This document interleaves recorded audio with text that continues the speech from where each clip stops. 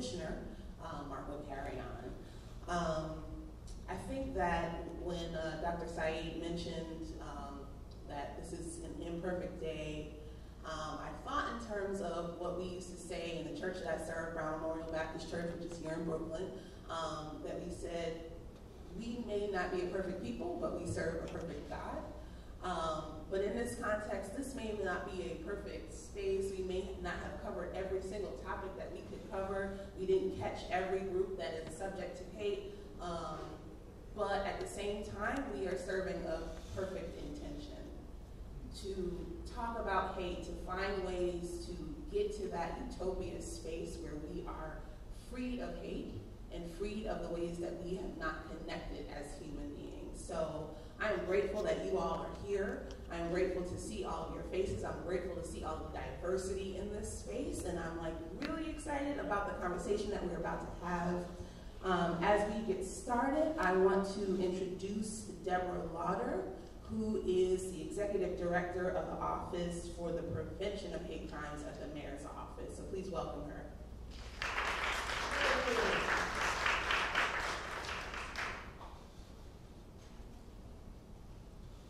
Good morning. Come on, I hear it. Good morning. So I'm absolutely thrilled to be here. This is really quite an experience. For those who don't know, the City Council enabled the establishment of the Office for the Prevention of Hate Crime back in June. And because there had been a number of incidents, the mayor felt it was important to speed up the date that it would actually open from November into the summer. So I've only been on the job a few weeks. I will tell you how new I am. When I got off the train and I was coming into Borough Hall and the entrance said employees only, I left and went back over to the visitor and realized, wait, I am an employee of the city. So I went back in and proudly showed my badge. So this is going to be an incredibly challenging job. You have to be an optimist to engage in this work. I think those of you in this room know that. I've always said in my career of doing this, and Bob, I beat you out, I've actually been doing it 30 years, there's no one way to fight hate, right? It takes a multi-pronged approach. The three pillars that I see are it takes education, particularly among youth. It takes law enforcement, and you're blessed here to have a NYPD that has a very substantial hate crime task force. And finally, it takes community relations. These community relations are essential for exactly why the reasons that Bob articulated. Because when, God forbid, there is an incident, you need the infrastructure in place and the relationships to do something about it. My job is twofold. One is to coordinate all the city agencies that have been stakeholders in this fight. So one of my challenges is I'm new to city government, so just learning the acronyms. So I will give you a few of them and test you and see how well you know them. I'm going to be working with NYPD. That's an easy one. DOE. CCHR. I'm glad you know that one. DOHMH. Oh, you guys are good. You guys are good. I've done this at another audience and they failed miserably. ENDGBV. And gender-based violence. Thrive is going to be at the table. There's about 10 organizations. So they've all been doing stuff in the sphere, but heretofore there's not been one body to bring them all together and say, look at this in a big holistic way. What is being done? Share what you're doing in your great work. Let's look at the holes. So this is kind of where you come in as well. Like the second aspect of this is we need to hear from the communities, right? So the city council also allocated about $1 million to community-based organizations to do programming to prevent hate violence. So my office is going to be overseeing that aspect as well, looking at programs, looking at potentially models that can be scaled up and shared. A couple weeks ago, I attended the One Crown Heights Festival. How many of you were there? Just curious. So it was one where there were kids on stilts, there was music, entertainment, but one of the tents, and I think the JCRC was one of the primary sponsors, was a community conversation on hate. And I happened to get that. I didn't know it was going to happen, to be honest with you, when I got there, and just sat as an observer. And it was the same kind of people sitting in this tent who really want to do the hard work to make it better. And one of the points that was made is that our kids don't play together, right? So after the tent event, I went and sat on the sidelines in the park, on a bench, just to kind of observe Crown Heights Park. And what I saw was kids playing soccer together. The referees were men in tzitzit, observant Jewish men. There were girls in hijab. There were white boys. There were Hispanic kids. And for me, that was that moment of this is what it can be, right? These kids didn't care. They were playing soccer. So to what extent can we normalize that and scale it in the terminology of today? Pastor Monroe, I want to push back on something you said. You said that the opposite of hate is love. I always, one of my heroes, and many of you I'm sure too, is Elie Wiesel, the Holocaust survivor and Nobel laureate. He said the opposite of hate is not love, it's indifference. The opposite of hate is not love, it's indifference. Because if you're indifferent, you don't stand up when that hate happens. So my hope is that with the creation of this office and getting people more engaged in this fight against hate, the good people, those of you in this room, will inspire others to do it, and we will make New York safe and happy and great diverse place for all New Yorkers. Thank you so much.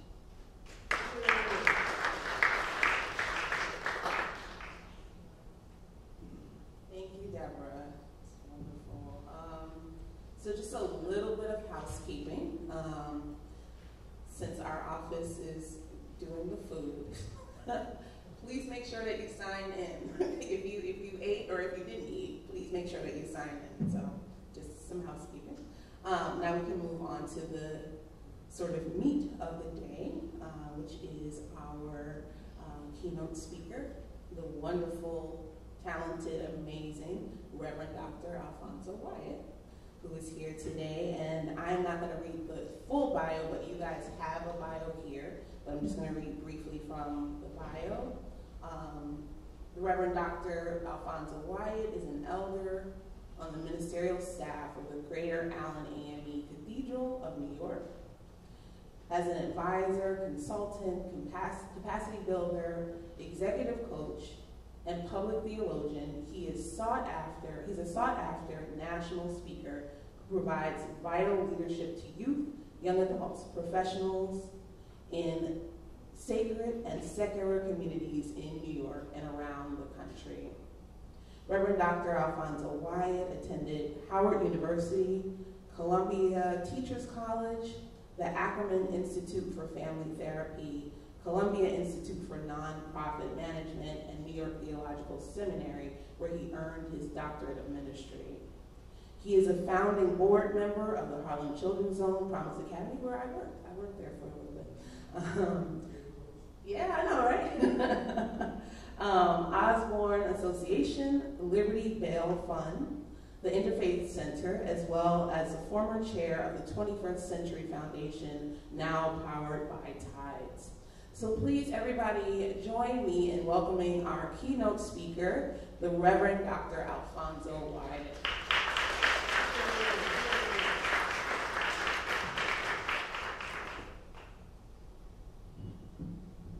Good morning, my brothers and sisters. Good morning. How was everybody? I've learned on the public sojourn, charrette, journey that I'm on, I'll take what I get in terms of response, because I've also learned bring your own energy and bring your own spirit. So I am here in a room that I am no stranger in. I've done graduation. I did a graduation here in June, right? I was sitting right there and came right to this here podium. I've talked about different programs and helped different organizations.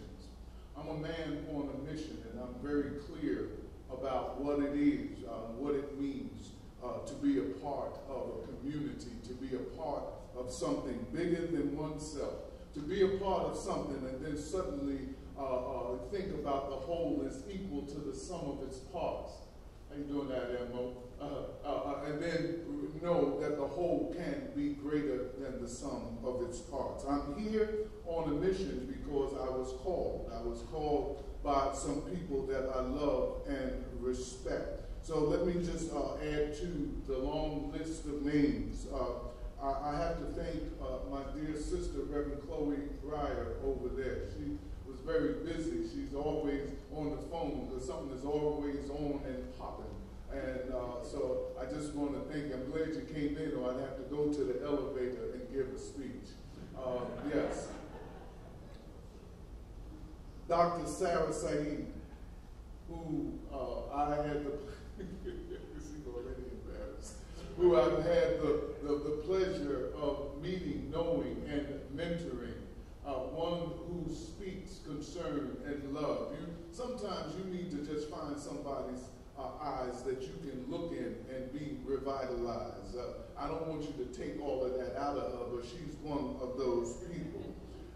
And Reverend Dominique Atchison got a big title, big job, the Executive Director for the Center for Faith and Community Partnerships. I'm glad in the wisdom of the mayor and the mayor's office that this department exists, because we certainly need that.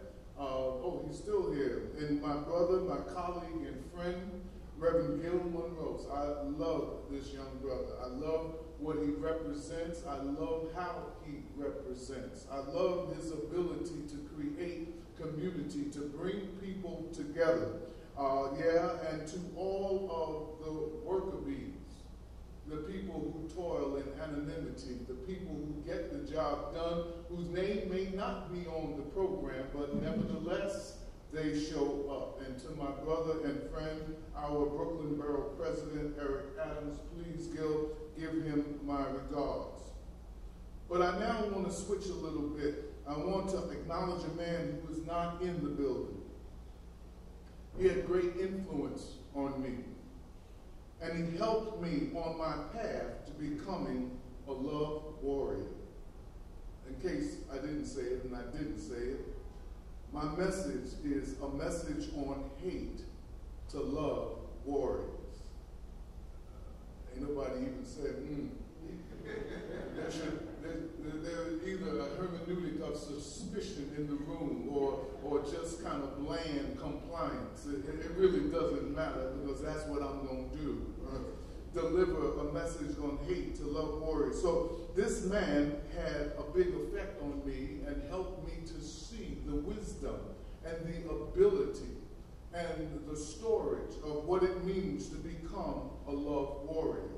I'm talking about the very Reverend James Parks Morton, who was the Dean and now Dean Emeritus of the Cathedral of St. John the Divine.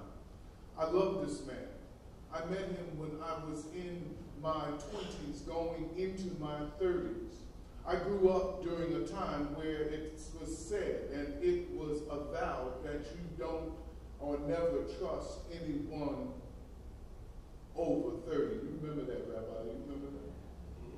So here I am turning 30, and I'm saying, well, maybe, Sister Lawyer, I shouldn't trust myself. I was lost, I was confused, I was searching. I met this man that was larger than life.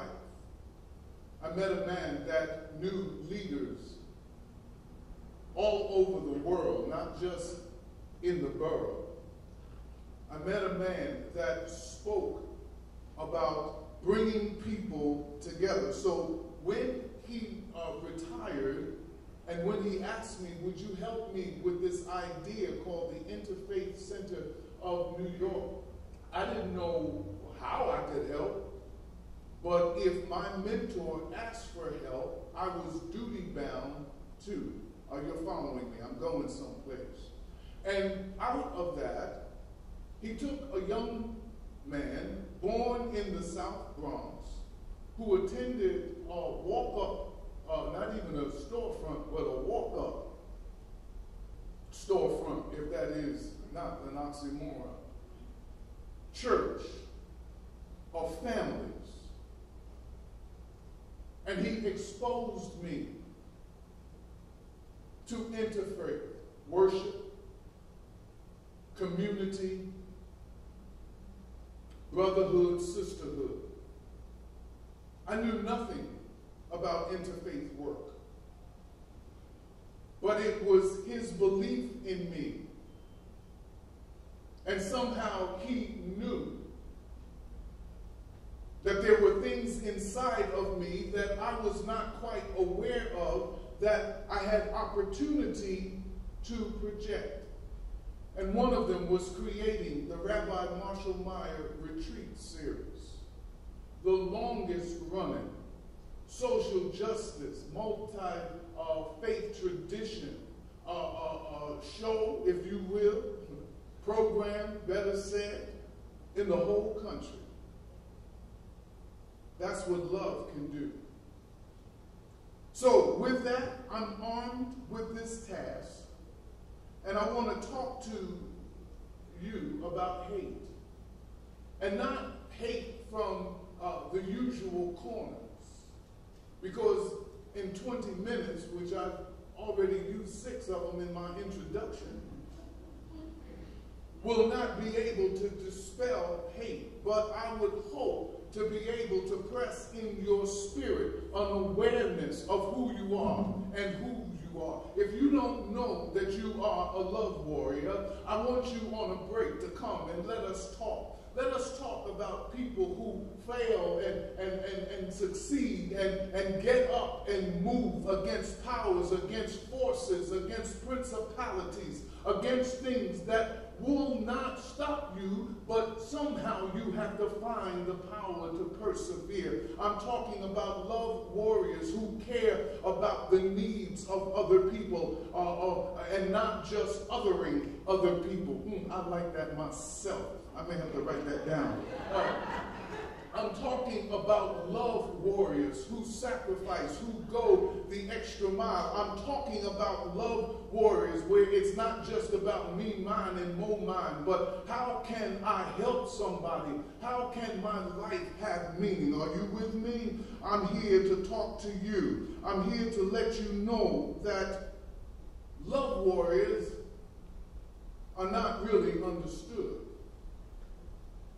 Oftentimes, it is likened to be either a tree hugger. That's one of the ones that I heard. I didn't really quite understand that. I never hugged a tree. Or one who is concerned about people. I refuse, and I say this publicly, to allow anybody to other me. I know who I am. I know my purpose. I know where I walk. I have a good sense of the counsel that has been departed from me, in me, both through the Spirit and by the ancestors, and by people like Rabbi Bob Kaplan. I knew I was going to get to you in a minute. Someone that is on the battlefield. So I want to talk to you, and then I'm going to sit down. Now, you may agree with me. You may disagree with me. You may say, well, he didn't talk about this, and that, and you're right. I'm going to tell you that right up front. But if you disagree, please don't hate me. Because all I'm doing is what I believe that I'm doing, and that is walking in my purpose. Love warriors must walk in his or her purpose. So what I want to do is just give a few bullet points and I'll be out of your way. The first one, love warriors. Be careful not to become what you hate. Now I am from the call and response tradition. I just got to say that. And sometimes when something goes forth, the response comes back. It could be, it could be what? It could be what? Amen. It could be anything. So I'm going to do it again. Be careful not to become what you hate. Now, that makes me feel a little better. Thank you. When I was in high school, I read the book The Plague by existentialist writer Albert Camus. Even in high school, I wanted to know some things. And while still in my teens, I still hold on to just one short sentence in that book. And for those who don't know, it talked about the spread of the bubonic plague in Europe. It was spread on the backs of rats, the fleas that were on rats. I could go down that road, but I don't want to do that. But one line in this horrific account that stayed with me, and it was simply a character saying, "The plague is everywhere." One can say that the plague of hate is everywhere. It seems to percolate and it seems to vibrate. It seems to find resonance in the hearts of minds, bodies, and spirits of people. I have to say that each and every one of us could be a reservoir, could be ground for the seed of some type of hate inside of us. Not because we are evil, some people are, but because we are human. Now, I don't want to confuse the whole concept of hate. I hate onions. Don't put one on my plate. But I'm not going to go out to the onion farmer and wipe out their farm or take away his or her means of growing plant. No, I'm not going to do that. Hate, or at least the plague traveled on the back of rats, but now hate can go electronically. There was a time that ignorance was confined to ear distance away from somebody. I could only spread ignorance, one willing ear or a group of ears at a time, but we now have and live in a time where hate can travel faster than the speed of light, instantly conveyed all around the world. The plague is everywhere, and so is hate.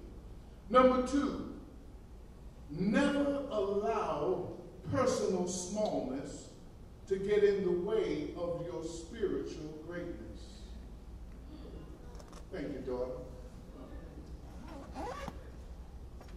Never allow your personal smallness. Now, I didn't read everybody's bio, but I got to tell you, all of us have personal smallness. All of us have some little unsurrendered corners of whatever that we're either trying to work or we're trying to gloss over or every now and then it gets in the way of us doing what's in our heart to do. Y'all saw that hand go up. I'm going to put it down because when that go up, something else is going up. Never allow. We can all harbor that seed of hate, as I said, not because we are flawed, but because we are human. This spirit-inspired postulate dropped in me, and I hold on to it. I'm going to call whatever that's inside me out before I start calling out all of this other stuff that's going on. Because, see, if you're not aware of who you are and what's inside of you and what motivates you, you become like malleable clay. You become that proverbial leaf in the wind. If you're going to talk love, then you got to be love. If you're going to rally against hate, you're going to have to deal with hate on first a personal basis. Are you with me? Don't leave me just right. Don't allow that personal smallness to get in the way of your spiritual greatness. Now that sounds true. You know, somebody says, "Oh, who can argue with that?" Well, some people can, but they're not here today. It takes work. It takes conscious work to work on yourself. Some of the work, I'm inspired now. Some of the work that you do will never be mentioned on your resume. I got a great resume. It's about as long as this little thing right here. But it is not my resume that makes me who I am. It is the spirit that governs me. Are you with me? We need a governing spirit to rally the cause against hate. Now, we're not leaving out of this a memorable courtroom and we're going to go out and eradicate all of the hate in the world. But I would hope, Henry, that we get an opportunity to eradicate that, that which is inside of me and inside of you. And see, love warriors, you never know when you're going to be put on a stage. After 9/11, and most of the Marshall Meyer retreats dealt with the fallout, if you will, of 9/11, about 2.5, 3 years. And one day I just said to myself, I have to do something. Have you ever been in a situation where you said that you have to do something, that you have to step up? Well, I read in the New York Times that black kids were beating up Sikhs, children, because they thought they were Muslim.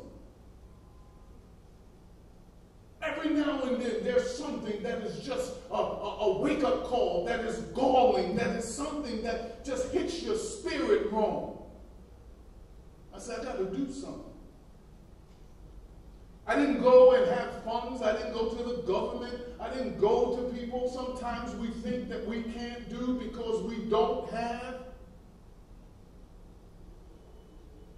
I got permission to open up my church, and it's a big church. Church now of 23,000 people. And I asked the community to come. I asked young people in particular to be there. And it was called a peace vigil. I had one of my sisters from Saya just come up and she prayed a Hindi prayer in the Great Island African Methodist Episcopal Church. I'm sure that was a first. And when I got up, and being so heavy by what propelled me to begin this movement, if you will, I said that the children of oppressed people will never become the oppressors of other oppressed parents.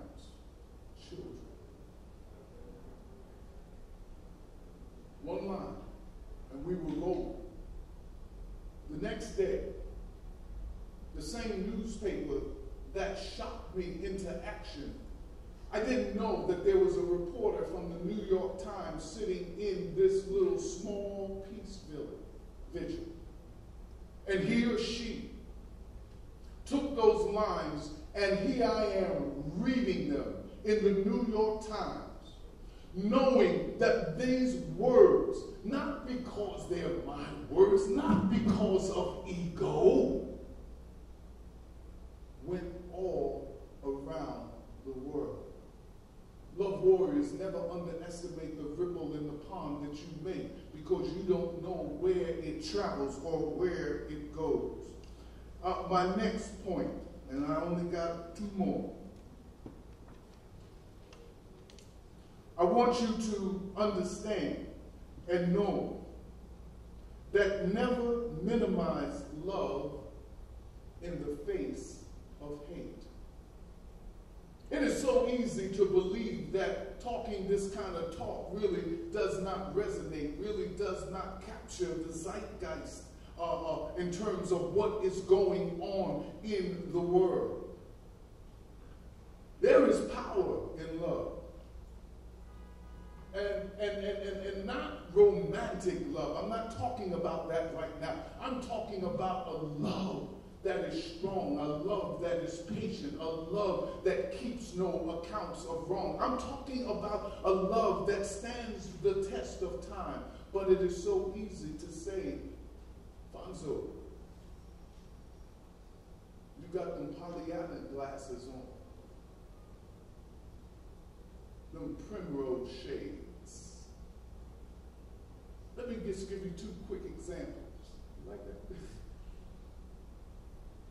Nobody ever married or hooked up with anybody who professed their hatred for them. I hate you. Let's get married. Doesn't work. If you minimize the power, then you cannot export or exemplify the power. I believe in the power of belief, the power of imagination and formation in terms of creating a vision for oneself in his or her head and then go forward. I'm talking about a power and not limited to random acts of kindness. Anytime love is given or made evident, it's called random acts of compassion. Hatred is always calculated, steely focused. Some people like them kind of qualities. I don't. I can be steely focused, but not about hatred. About purpose, yes. About helping, yes. Nothing wrong with that. Hate is always calculated, as I said, and it is crushing and it is destructive. It's destructive to mind, body, and soul. Hate may seem more powerful than love, but it's not. And sometimes life gives you examples. There was a story some years ago. It was in Newsday. I don't think Newsday still prints. And the story was covering a fire. And people were standing out watching, this is a true story, watching the fire. And all of a sudden, a cat came out of the fire with a kitten in her mouth. You remember, you're not here, you remember that story. So you got a collar on, so you got to believe him.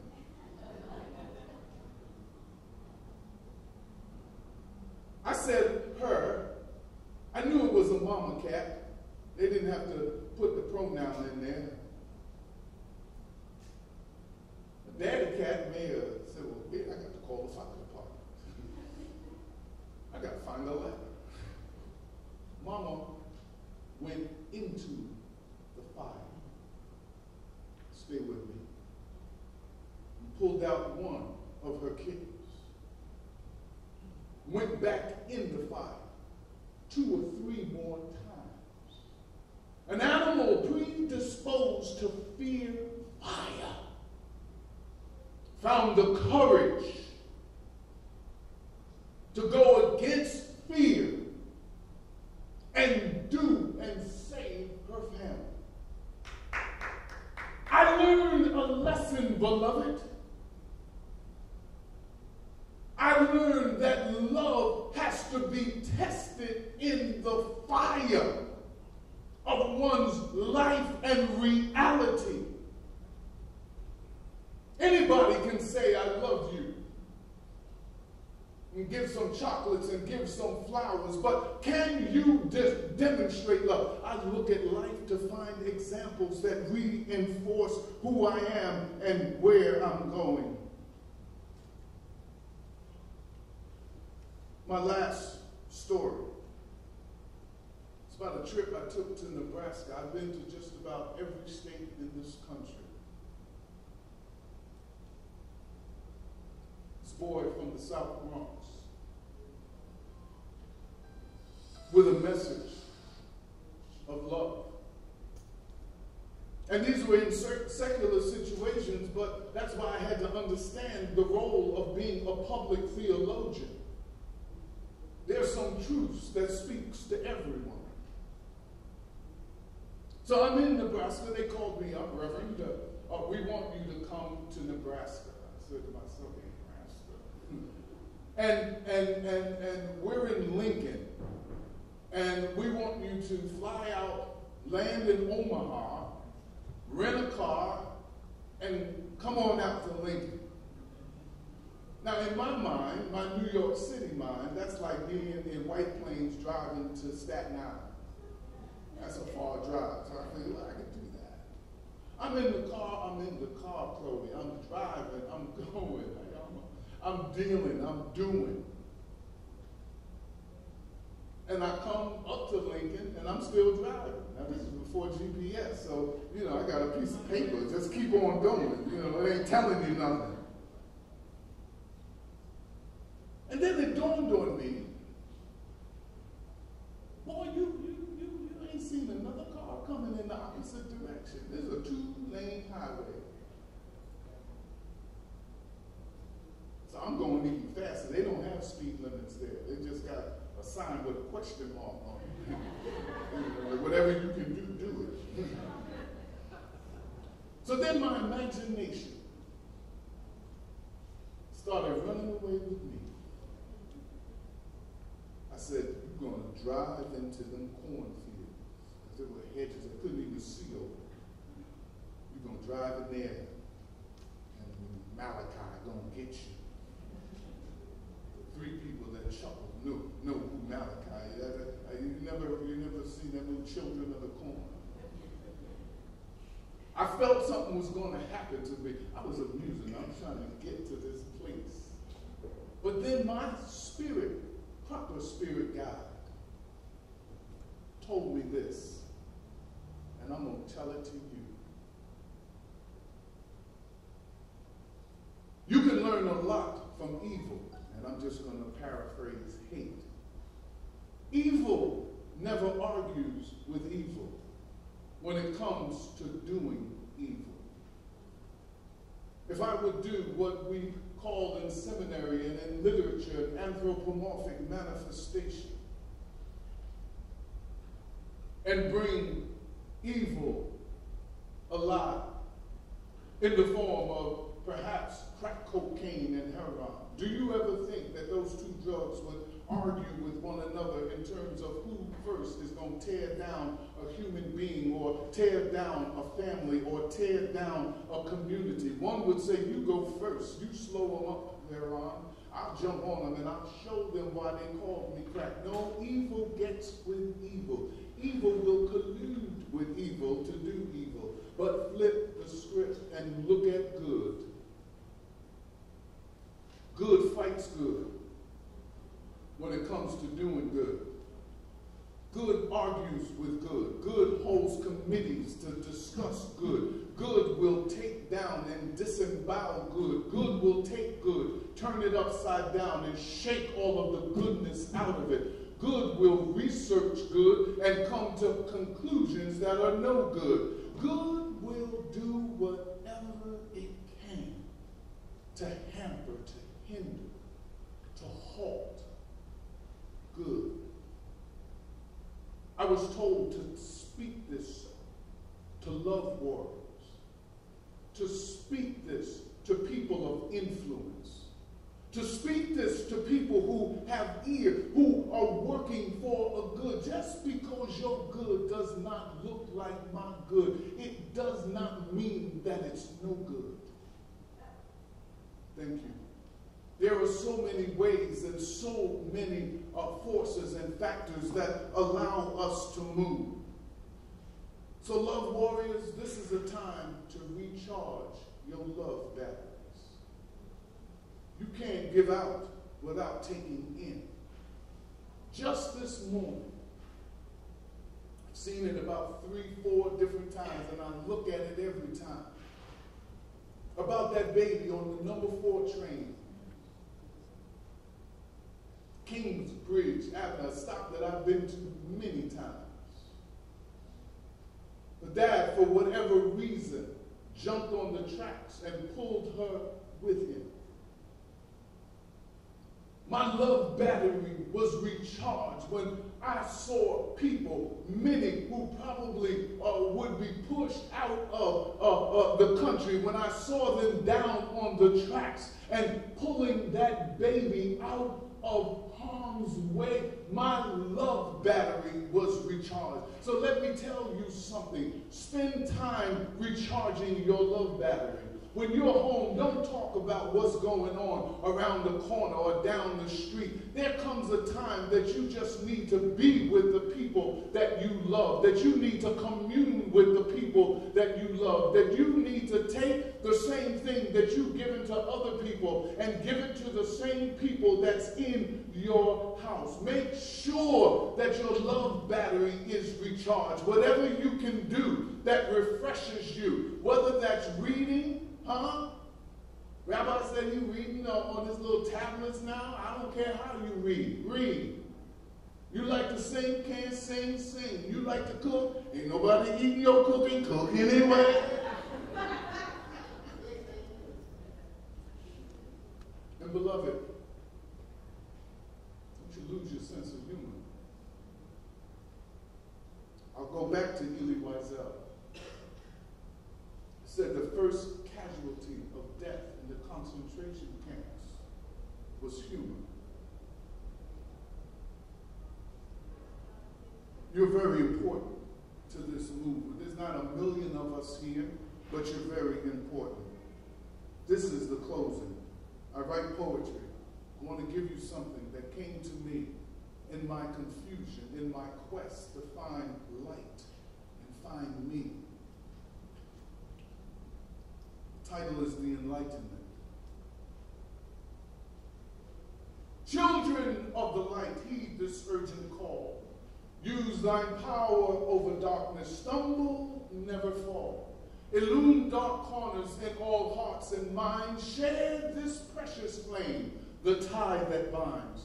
Hatred is thine enemy, and ignorance another foe. So band together small flames wherever ye may go. There is strength in number. Remember, ye are light, and every flicker is a wound to darkness.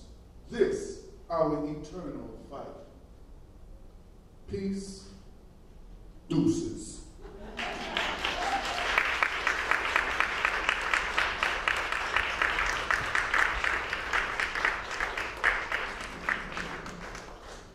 Thank you. That was so moving and brilliant in a way that no one else can say it except you. Thank you so much. So I'd like to invite the respondents to come up. We're going to be moving into a panel, and then we're going to do a collective QA/discussion after the panel. So I'd like to invite the panelists, Solita Riley, Dana Sussman, Elizabeth Dabney Hockman, Reverend Dominique Atchison, and Dr. Henry Goldschmidt. We're going to go up there.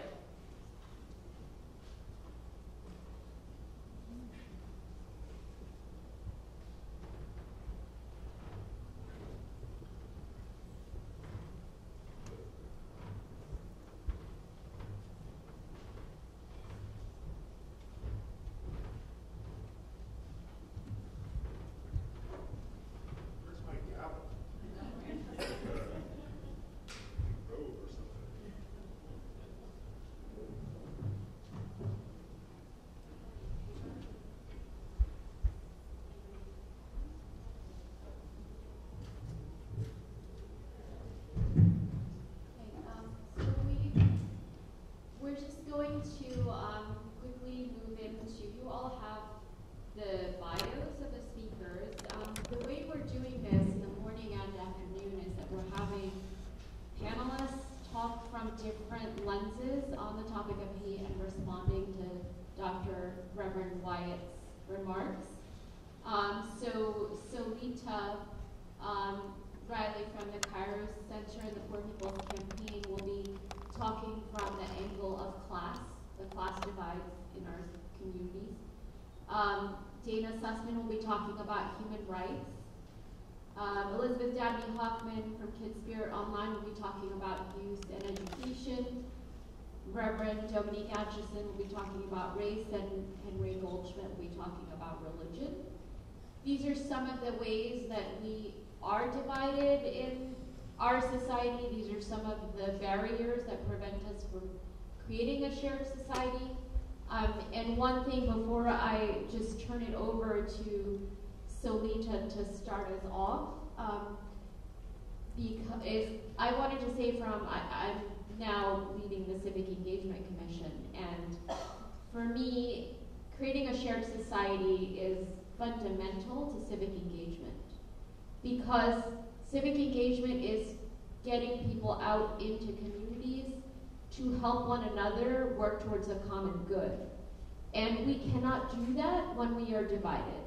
We cannot talk with one another to create a better democracy when we can't respect one another, when we can't disagree with respect towards one another. So I'm really looking forward to listening to the panelists and to all of you throughout the day to help inform the work of the Civic Engagement Commission, because we've just started. We were created by referendum. Hopefully everyone in this room voted for the creation of the Civic Engagement Commission.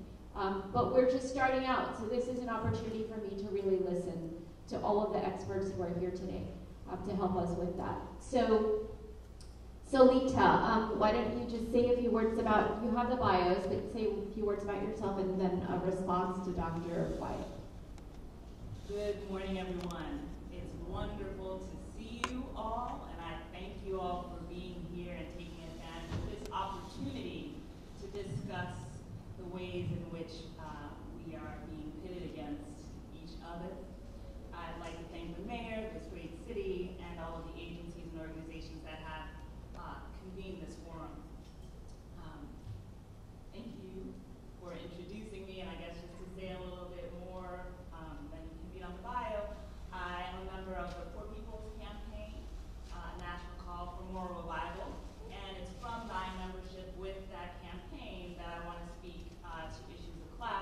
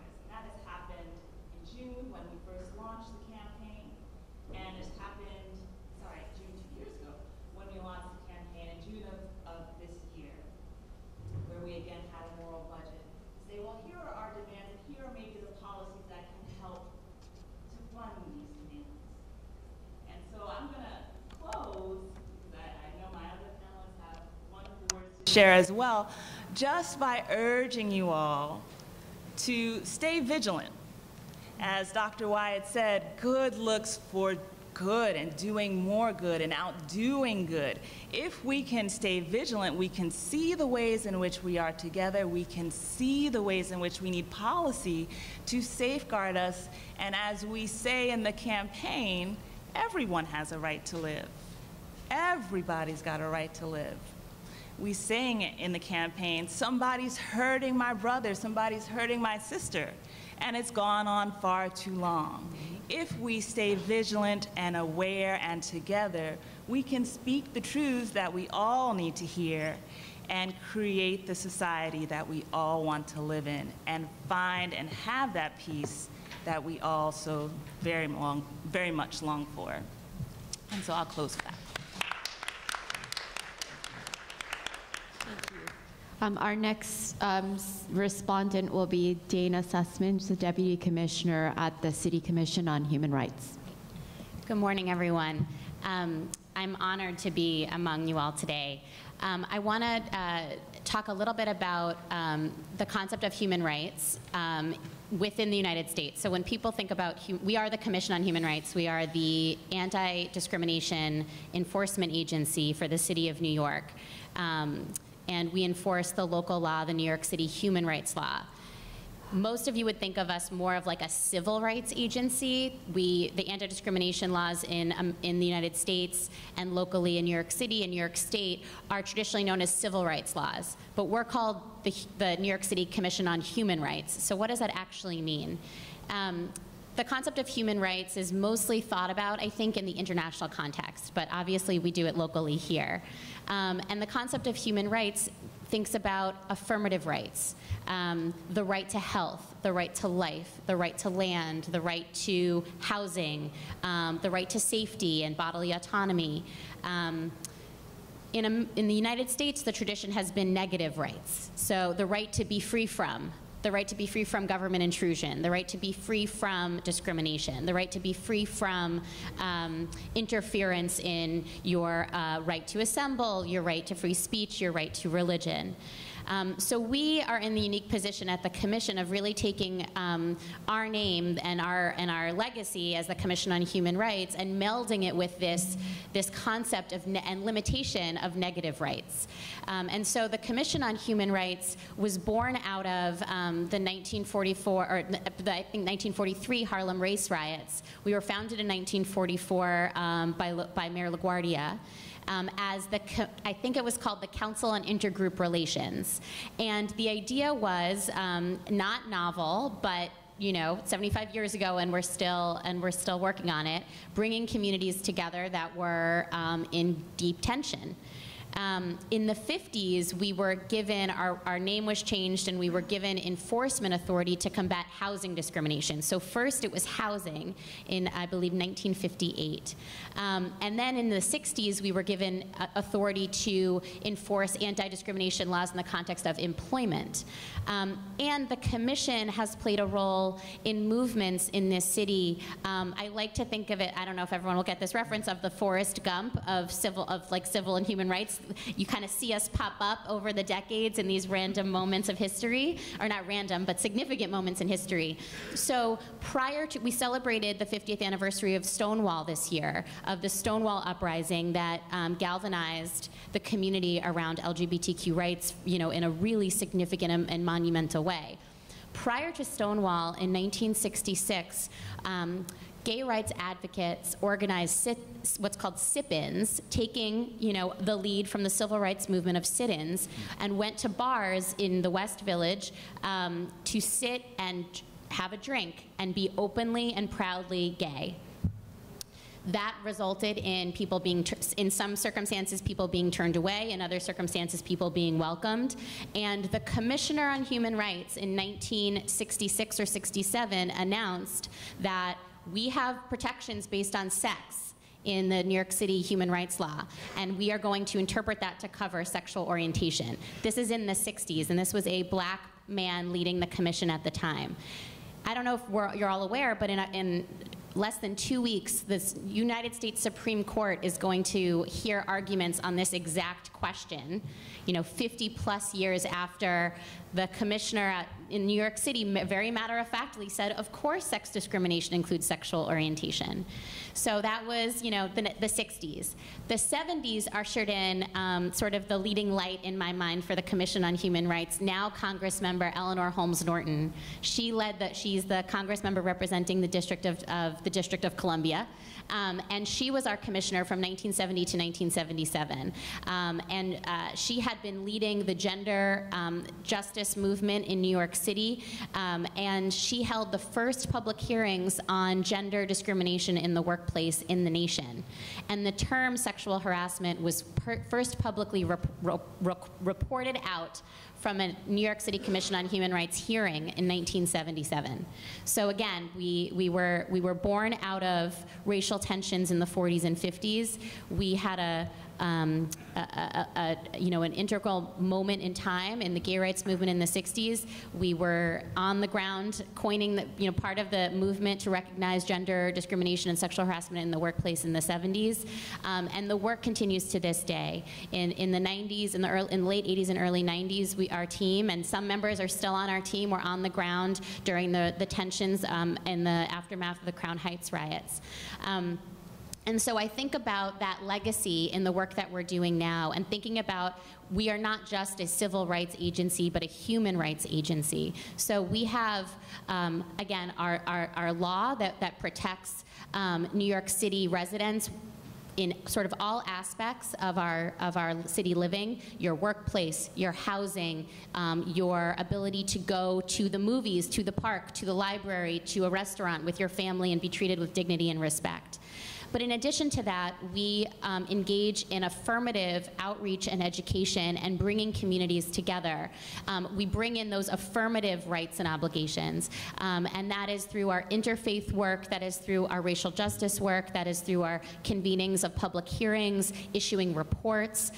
We issued a report, I'm now trying to think back exactly of the timeline, I think in 2018, on discrimination and harassment experienced by Muslim, Arab, South Asian, Jewish, and Sikh New Yorkers, and that was an outgrowth of a report that the Commission issued back in 2003.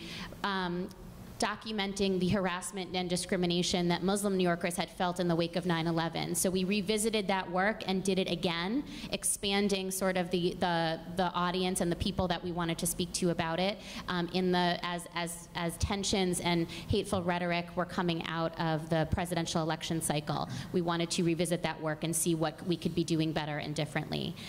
So we enforce this broad anti-discrimination law for the city of New York.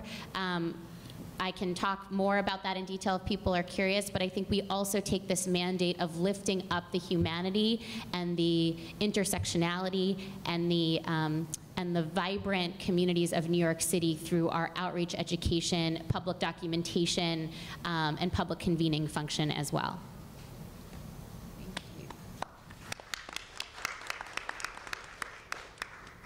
Okay, next we're going to hear from Elizabeth Dabney Hockman, who's the founder of Kids Spirit Online. Good morning, everyone.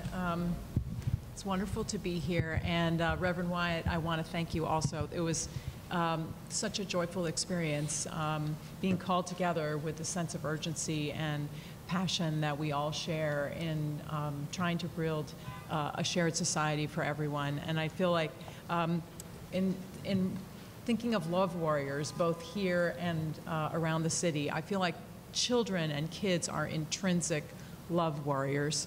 And I have the privilege of working with kids in New York City. I have an organization based in Brooklyn called Kids Spirit. We work with 11 to 17-year-olds around the world, invite them to dialogue about life's big questions with each other in community and in collaboration, and create a magazine.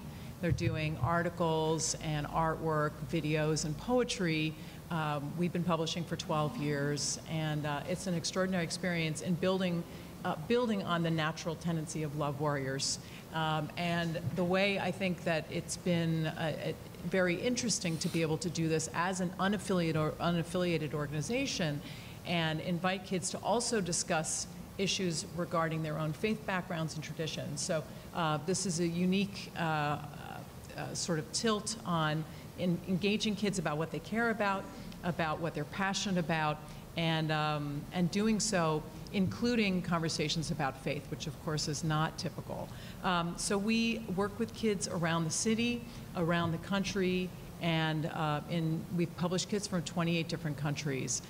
What's interesting about the internet in the context of working with youth, and I think is counter to the trend, is that we're able to use the internet now with Kids Spirit to bring kids together online and to have actual conversations around things that they are encountering in their day-to-day life, whether it's talking about human dignity, about gender, about environmental degradation. Our current issue, all the topics we do are topics that kids come up with around the world. So we have about 100 editors in different countries, from Pakistan to Haiti to Paraguay, around this country, who decide together in conversation what they're going to do. And our new issue this month is on education. So one of the things we're able to do online is to bring kids together to get to know each other in whatever time zone they may be in, and talk about what they care about. So in this case, we paired kids from Paraguay and Colorado, Kentucky, China, and so on, in twos, so that they could meet online via Zoom or Skype or whatever, and talk about their own educational experience, what they're led to believe is important about it, what they feel is actually happening, where they feel their education can take them, and thereby to bring a sense of actual connection and meeting someone who may look and seem very different from themselves, and find themselves in that person, and to find common ground in that person. So what we're really trying to do is, in a very grassroots, like person-to-person way, whether it's here in New York City, or mixing kids from New York City with places that seem extremely different, like a little town in Kentucky with 200 citizens. We're working with that high school to introduce them to kids around the world as well. So we're building a sense of actual connection and shared relationship through talking about kids, things that kids really care about. So faith is one of those topics, and another thing that we've done is put together what we call virtual explorers. So kids who meet online and then talk about maybe, for example, we put together kids from India and Pakistan to talk about the kinds of hostility that they're raised with and that they expect in each other, to really sort of dig into that, and then over time to see what kinds of common ground they can find in each other through those shared conversations. So I think promoting collaboration across difference in a face-to-face way is something that we are exploring deeply and finding really engaging, and it's a way of using media that I feel is exciting, positive, and giving kids forming connections in a way that kids don't often find when they're doing stuff on media, right? There's also often a sense of isolation that comes with media usage that we all can experience, but we're countering that trend through the same means, through the same, using the same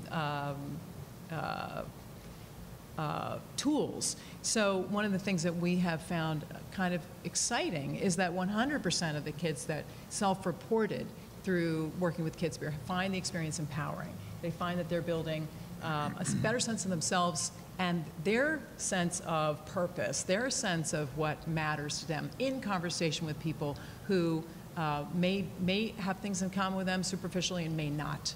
And that is a very moving and important experience. Also, it's a growing experience. So I feel like Love Warriors who are 11 to 17 can also can bring their kind of sense of purpose into the community, believe it or not, and share that excitement and passion and inspiration with adults in a way that's actually quite vital and important, right? If we're reaching into the younger communities and giving them the tools to have real conversations with each other and find connection, it's going to spread around. It isn't just going to be among kids. We'll find that their mentors, their teachers, their families, their community members will also be affected by those genuine relationships that form.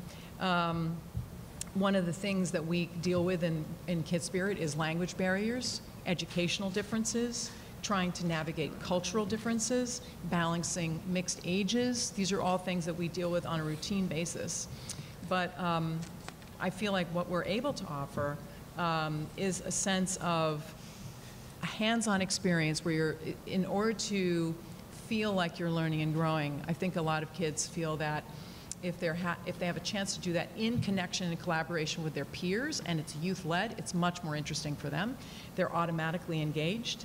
And if they're actually meeting kids, and now we can do this virtually, of course, who are from other places and other backgrounds, it's the best way to combat stereotyping and ultimately, you know, hate attitudes that are automatic.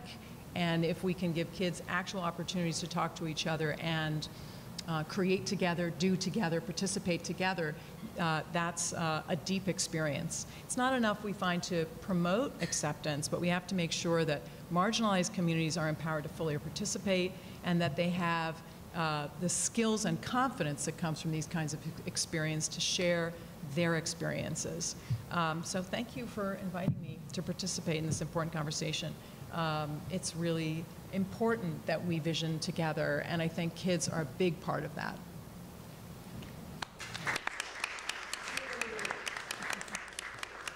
Thank you, Elizabeth. I just want to add a personal note here, Elizabeth. My son was actually involved in Kid Spirit, and it was a really transformational experience for him, and it was a beautiful space in which, you know, as a young man dealing with post 9/11 sort of context, it was very important for him to be in a space where he could just find and be his authentic self. So thank you so much for creating that space for our young people. Okay, the next speaker will be Reverend Dominique Atchison from the Center for Faith and Community Partnerships, the Mayor's Office. Wearing lots of hats right now. I had to sign for the food. Speaking of multiple hats, you may think that I should speak about faith or religion because I head up a center about faith, but my background is definitely in studying the legacy of slavery. Both of my degrees kind of focused on that legacy, and a lot of the work that I have done leading up to this role focuses on anti-racism training, working with faith leaders to train them to become anti-racism trainers in the community. So one of the things that I ask people to do when I do that training is to introduce themselves, speaking in terms of their own racial identity, which is easier for some people, but harder for others. So for me, I'm used to self-identifying as Black.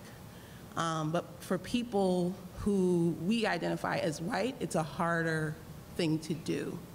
The other thing that I tend to do is ask people who have signed up to do anti-racism training to talk about that moment when that kind of radicalized them to make them into these love warriors that you referred to. And so I'm gonna do that in this space, introduce myself in that way. I am a descendant of enslaved Africans in the United States, in the South. My parents were born in the 1940s in Louisiana and South Carolina, and all the sort of stuff that comes with it, they bring with them.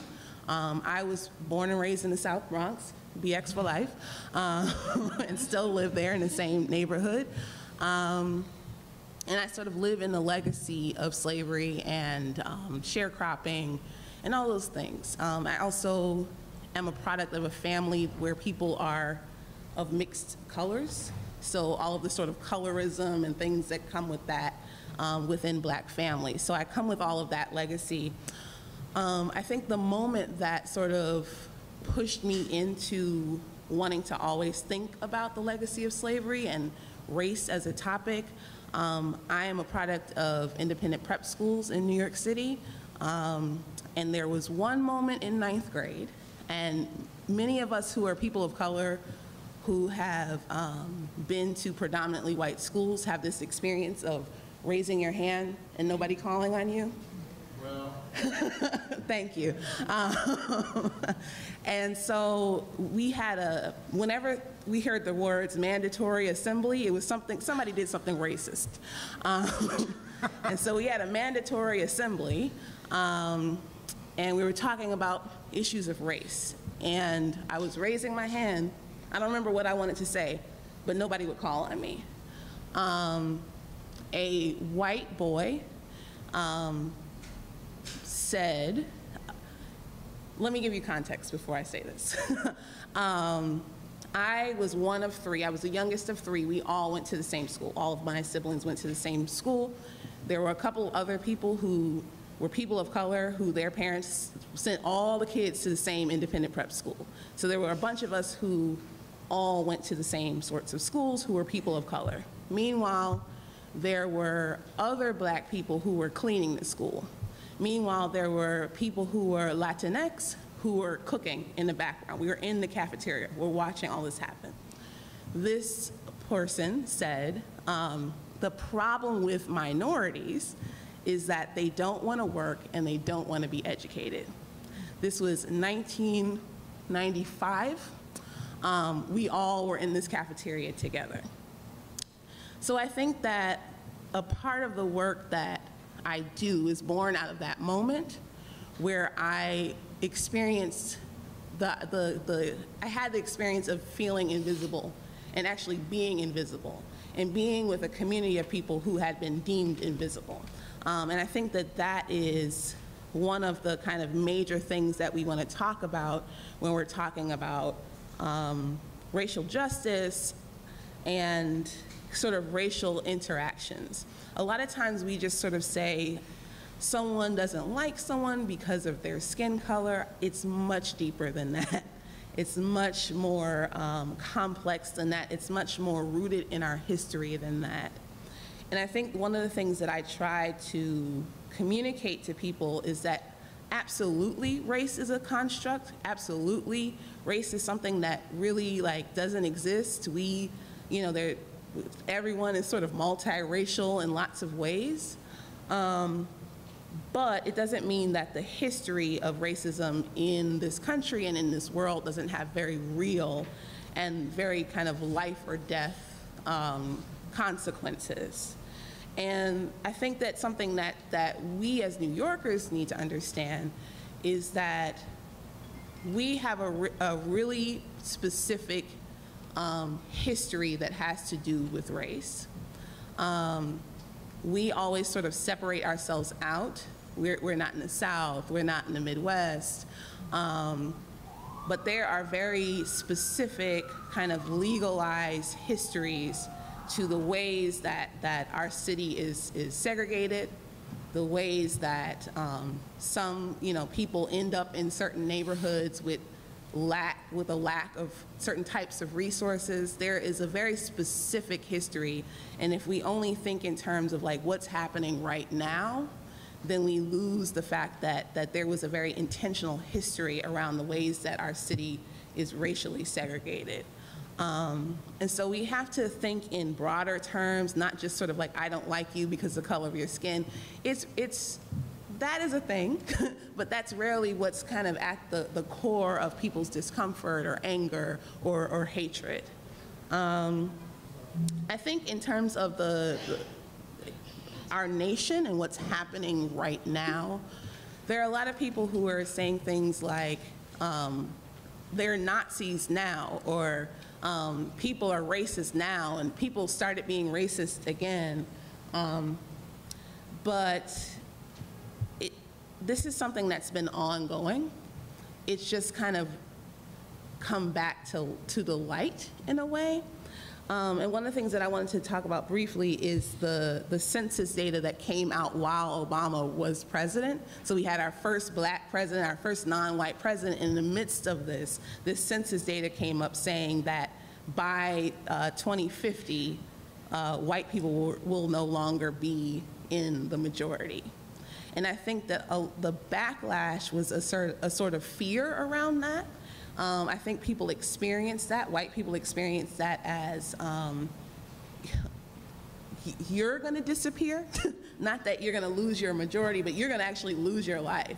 I think some people irrationally experience that as a threat against who they were. And I think that this backlash, with the addition of sort of a presidency that affirms white supremacy in a lot of ways, is the source of this sort of hate-filled backlash. And I think that the only thing, I know I only have a short amount of time, but I think that the work that we need to do in terms of racial justice is not just about going into oppressed communities of color, but also talking to the white people who are in fear around these things. Not that I have compassion for white supremacists, but I think that there is some outreach that other white people need to do to check in with the people who are kind of creating the white supremacy and hatred in the world.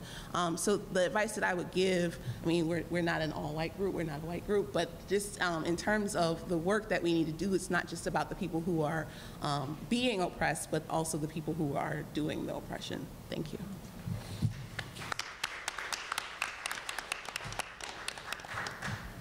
Thank you so much, Dominique. And the final speaker before we turn to all of you is Dr. Henry Goldschmidt from the Interfaith Center of New York. Thank you, Sarah. It's a pleasure to be here, and I really want to thank Sarah and Dominique, with her multiple hats, panelist and organizer, and Bob for the invitation. And thank you, Alfonso. I might embrace Love Warrior. I could be with that. I'm Henry Goldschmidt. I'm the Director of Programs at the Interfaith Center of New York, and I'm a Love Warrior. All right, I'm feeling it. So I'm really happy to be here and be part of the conversation. One of the things that we were asked to do was to share kind of like innovative strategies for taking on hate, for countering bigotry from our particular area of work. In my case, from working at the Interfaith Center and working in different ways on religious diversity in New York and beyond. So rather than be innovative, I have an extremely old-fashioned, very 20th century suggestion for countering religious bigotry in New York. It's like so old that possibly it's new again, which is simply to get to know your fellow New Yorkers across faith lines, to build personal relationships with each other. It doesn't have to be like your best, most intimate friendships in the world, but just some kind of personal social ties with people from different faith backgrounds that give a kind of human dimension to your engagement with religious diversity. Or thinking in broader kind of structural or policy terms, not just individual terms. I think we all, as activists, as community leaders, as those of us in government or in the nonprofit sector, we need to create more opportunities for New Yorkers to build those kinds of social ties across faith lines. And again, it doesn't have to be your most intimate friendship. You don't even have to sit around and have deep conversations about your faith necessarily, although that's an extraordinary thing to do as well. But just personal human relationships with people from different backgrounds. There's been quite a lot of academic research recently, and I used to be a college professor, but I promise I'm not going to put my college professor hat on for 45 minutes now or something. But there's a lot of really interesting academic work showing the importance of social ties like this in shaping people's attitudes about not just religious diversity, but really all forms of diversity and pluralism in our society, showing the really positive effect of just very simple human social relations in giving people a more positive embrace of diversity and pluralism. Just to take one specific example, which I'm borrowing from Robert Putnam and David Campbell's book, American Grace, How Religion Unites and Divides Us, which I would completely recommend, although it's like an ox-stunning, giant tome of a book. But borrowing from Putnam and Campbell and American Grace, they have this fascinating statistic showing that on average, African American evangelical Protestants nationwide have a more positive attitude, more positive, sympathetic understanding of Islam and Muslim Americans than do white evangelicals. And of course, these communities, African American, white evangelicals, they're all complicated, internally diverse communities, so this is overgeneralizing with statistics. But still, on average, black evangelicals think better of Muslims than white evangelicals do. Despite, sharing build those kinds of social ties across faith lines. So a couple of ways to do that. One, frankly, is conferences like this, right? So, I don't mean to be like glib or Pollyannish, but the good news is that we are actually already taking on hate this very moment by the fact of being here in a religiously and racially and ethnically and in many other ways diverse room having a conversation like this. We're doing it right now. There's a lot more to do. I don't think we're done just by being here, but we are doing the work by being here. And I would encourage you all to just chat with each other over lunch and build these social ties. And so the Interfaith Center of New York as an organization has been holding conferences like this for many years. I appreciated Alfonso giving a lovely shout out to the Marshall Meyer Retreat Series, which also Sarah used to direct. So it's old home day for the Interfaith Center here. But since 1998, ICNY has been holding regular conferences for diverse religious and civic leaders to come together to talk about social justice and civic issues that impact all New Yorkers. And the topic of that conference changes. We've done countless different issues over the course of the years, but in some ways the topic is secondary to just the fact of bringing people together in a room, get to know each other, talk about issues of common concern, build social relationships across faith lines. So conferences like this, moments like this matter in taking on hate. Good, 2 minutes is good. The problem, however, is that conferences like this, frankly, we're a kind of a self-selecting group here. There's not, everyone, and I appreciated actually Alfonso saying this too, everyone in this room, myself included, has their own internal stuff around hate and bigotry that we all need to deal with. But frankly, this is not the room of people who are most likely among all New Yorkers to commit hate crimes, right? We're people who are committed to this work. And the conferences that ICNY holds as well, there's not a lot of likely hate crime offenders in the room. So how do you reach a broader audience? How do you help a wider circle of New Yorkers to create these kinds of social ties that are so important? Here's where I think K-12 education is important. So I want to second Elizabeth's point about working with young people. So I think religious diversity education throughout K-12 schools is essential, but not just religious diversity education where, you memorize, the 5 pillars of Islam to be tested on it at multiple choice later. Yeah, knowledge like that is valuable. It's a good building block, but it's not what really changes people's attitudes and experiences of each other. So one of the other things that we've done at the Interfaith Center is we work with teachers in the New York area and also nationwide to help teachers develop experiential, community-based programs for religious diversity education, bringing young people out to visit houses of worship, to meet and engage with community leaders from different faith traditions.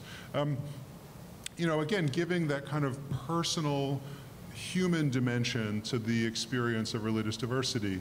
So, a high school kid going to visit the Ganesh Temple in Flushing, he's not building a lifelong intimate friendship with the community leader that comes to talk to, 50 high school kids visiting the temple.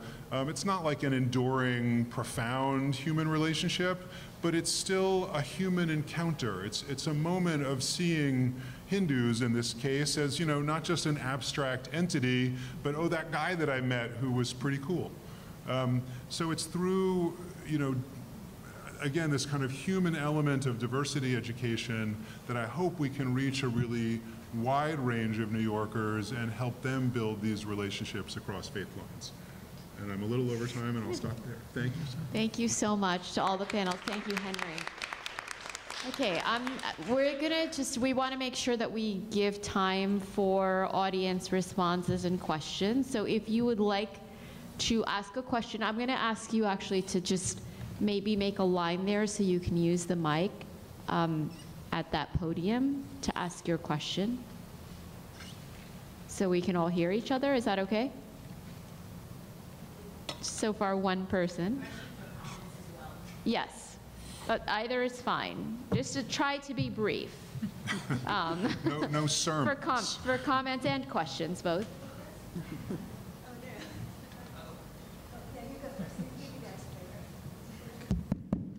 Mic test, great. When I was a kid, by the way, good morning, my name is Rohan. In a past life, I was the co-founder of an organization called Sadhana, Coalition of Progressive Hindus. Henry is a strong supporter. My dad always used to force me to speak at the temple when I was a kid, and I was so embarrassed, but at 35 years old, now I see the relevance of why he did that. So my question is, and by the way, I don't mean to be biased, but I think of all the speakers, I really resonated with Dominique's story. I was at Archbishop Molloy High School during 9/11, and that is a primarily Italian and Irish high school. So one can only imagine the names I was called during 9/11. My question is, to the lack of Sikh, Hindu presence here, which isn't their fault. It's a community that is arguably pacifist. There was recently an attack on a Swami, Swami Puri, at the Shiv Shakti Peeth Temple in Glen Oaks.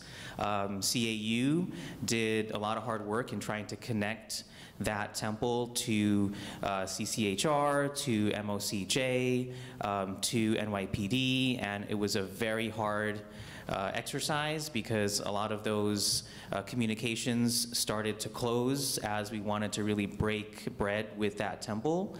But what would you recommend would be a good way for, and Henry gave some very pragmatic solutions to this, but what would be some ways for some faith communities who typically aren't very familiar with the process of interfaith, with the process of liaising with city governments? How could they take steps to create that two-way street?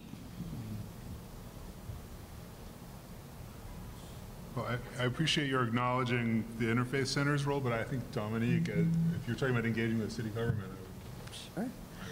Well, I think, Rohan, your role is part of it. I think that when we're dealing with communities that tend to be underrepresented, what it sometimes takes is bringing in people from those communities to kind of build trust in terms of city government specifically. I think that the sort of vision of the Community Affairs Unit under Mayor de Blasio, and I'm not here to promote my boss, I'm just saying, has been a model of kind of pulling people in from those communities to serve in order to make sure that those communities are engaged, even in the fact that my predecessor was not clergy and I am clergy, to be able to connect with faith leaders. And so I think that, I joke, Rohan, that your role as somebody who is here to reach out to people who are South Asian, but then also from, you know, communities that are underrepresented when we talk in terms of faith outreach. I think that that's important, and I think that it's difficult to put the burden on the community, and so we have to strike a balance there, but it's also, we don't want to be in a position where people are speaking on behalf of communities who aren't present. So for that, I want to acknowledge and sort of, acknowledge the fact that our panel has some diversity, but not as much diversity as it could have, considering who's in the room and who's in New York City. But I don't know, I think it's about striking that balance between representation and actually having people, you know, in the space who represent those communities. If I can just add, I completely agree, and I recognize too that, I'll get that later, that you know, as the, thank you, as you know, a representative of the Commission on Human Rights, you know, I want to just shout out my colleagues in the room, Widad Hassan and Joseph Onwu, who are on the ground every day working with communities across the city, and I think bringing people into government, hiring, really like put your money where your mouth is, and hiring to the extent that people want to, are open to working in government and being part of the, for lack of a better word, the system. And you know, that has been an incredible, a real priority of the Commission. And so now we speak over 30 languages. We have real representation across all offices within the agency. You might not believe it from the person who's saying that right now, but it's true. And so I think that we have, it takes time, but I will represent that we do not just show up once or twice, but that there's this sort of familiarity that we endeavor to bring over and over again, but we also take cues from the community. We also don't show up when we know that it's unhelpful or when it's, you know, when we're not welcome. So I completely agree with Dominique's remarks, and that we don't want to put the burden on community, but we also want to open the doors to government, both in hiring and also in sort of that two-way communication back and forth, and invest in the long-term relationship building that we know is needed to build that trust. I will just add very super briefly, I mean, it's true, and it's a dilemma that I don't really have a good answer to this, but you know, if I said earlier, like, I think one of the most important strategies for taking on hate is just building these personal ties. That does present a dilemma for smaller minority religious communities if there's just not a huge number.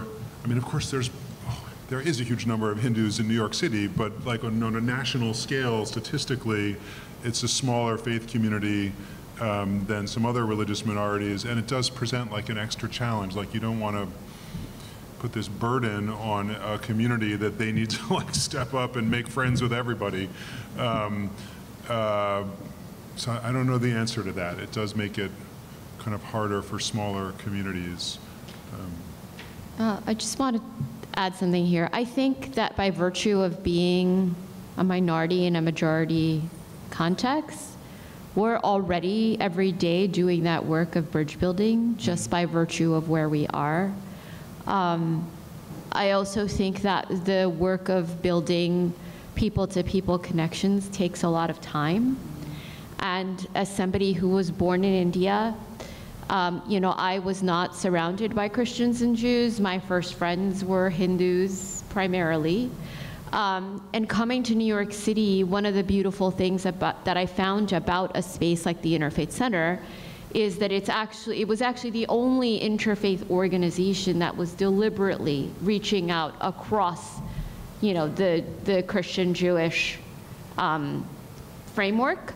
So, and I have seen that through the convenings that we have done at the Interfaith Center, the Rabbi Marshall Meyer retreats in particular, that awareness of other communities has really, I think, permeated New York City, because religious leaders are coming into these spaces meeting different people, right? And over time, I have seen that shift, right?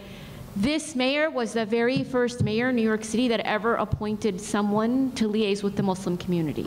Never happened before. So as our communities grow, there are opportunities for us to just be present more and remind people more about who we are. And I think it's happening every day more than we are seeing and talking about, just because of who we are, you know, in the society. Yeah, and also I wanted to remind people that you're welcome to also ask questions of Reverend Wyatt or comment. I'm going to do my Marshall Meyer bit and say Watch the time, that's right. Yes. Okay. I want to first just thank everybody for their presentations. It was very interesting and informative and uplifting. It seems to me the occupational hazards in a shared and diverse society is the development of negative stereotypes and treating any group monolithically, which isn't correct. And what impacts negative stereotypes is every community has their thugs, and it's those thugs that create those that other groups will absorb as representing their group, you know, the group that has hurt them. And my question to you is, how do we get to groups acknowledging their own thugs, which everyone denies that they have them? They'll talk about who's doing bad stuff to them, but not what's happening in your own community. And how do we get to what's encouraging those people to do things that they're doing, because they wouldn't be doing it if they didn't feel justified or good about it? And that's my challenge. Reverend Wyatt.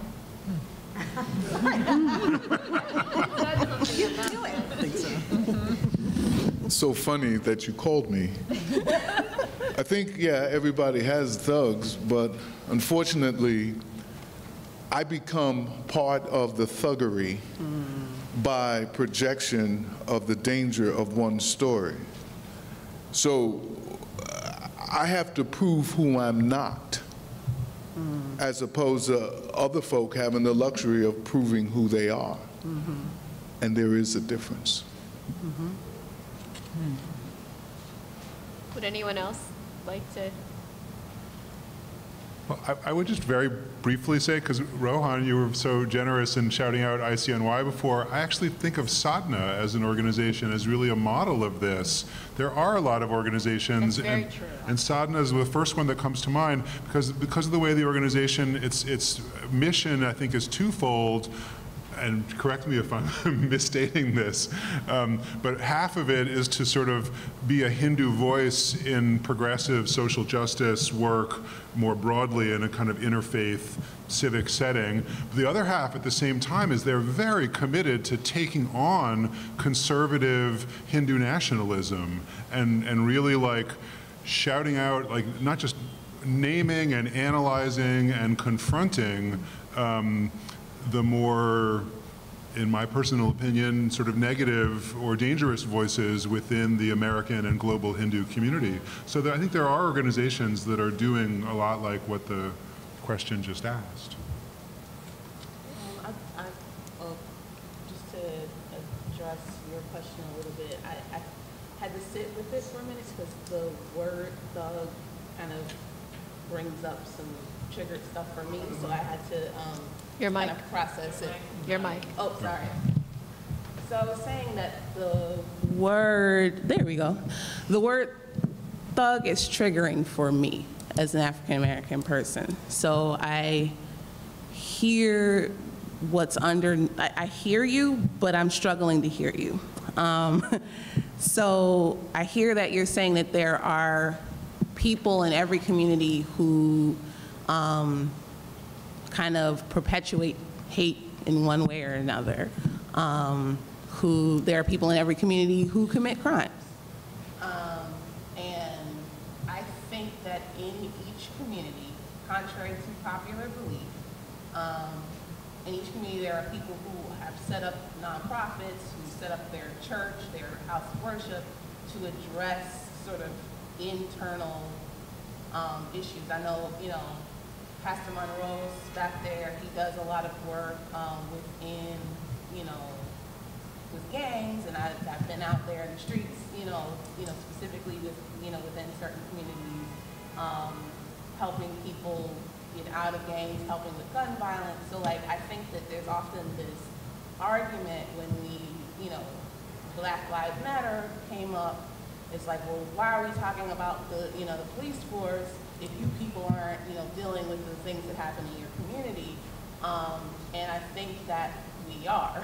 I think that all of the we's in the room know somebody within your own community who's doing the work to help the so-called thugs. But at the same time, that doesn't stop people from saying also, let's stop oppressing from outside. Let's dismantle white supremacy. Let's different forms of slavery and genocide and the legacy of the Holocaust and so on and so forth. So I think it's a both and I would just be conscious about what comes up for people when you use the word thug. Just a recommendation for you. Thank you. Hi, my name is Leslie Short. I own a diversity and inclusion firm, so do this work all day as well, and I also happen to be a chaplain. And I think the work today is amazing. That's why I left my office to be here. But I think we're missing a mark, so we're more on a comment. We're assuming that everyone understands what race, racist, and racism is. That they understand what hate is and anti-Semitism. Until we break that down into elementary form to everyone and go back to what's the meaning of words, all of these words have a meaning. Until we peel back the onion and understand the meaning of these words, we're just going to keep having these conversations with people doing good work, but we're doing good work in silos and we're not doing good work externally. So I think one of the ways that, start doing workshops that teach what these words mean. What does it mean to someone? Being Black to me may not be being Black to you, or being Sikh, or being Jewish, or Israel, or Palestine. Until we break that down, we're losing part of the work that I think we all have a passion for. So that was just one comment. And two, until communities and the world start seeing groups come together outside of rooms like this, where they have joined forces to do good, we're still doing work in silos. So we have to get out of our own heads of doing good and connect with each other and partner and move that good to places where people can actually see it outside that may not understand what good looks like.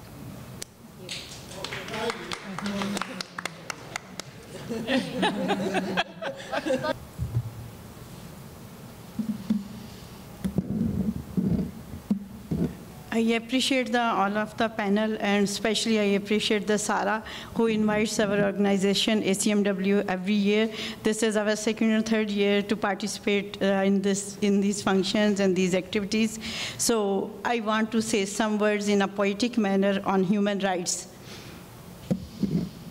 Everything is given by God. We should be kind and bold. All the blessings are of God for everyone. Sun doesn't block its rays for the humans. Rain not only showers some humans. Earth gives everything to everyone. Then how man is so cruel? Why he makes boundaries? Why he makes wrong ties? Man is a social animal, as Aristotle says. Then why racism raise? If we make social ties, all the humanity will rise. If we will keep justice, the blessings of God will shower on us. Respect and love entitles the world better. Who is poor or rich, black or white, doesn't matter. Only the key of successful humanity is love and love. So raise love and love in all aspects of life. Thank you so much.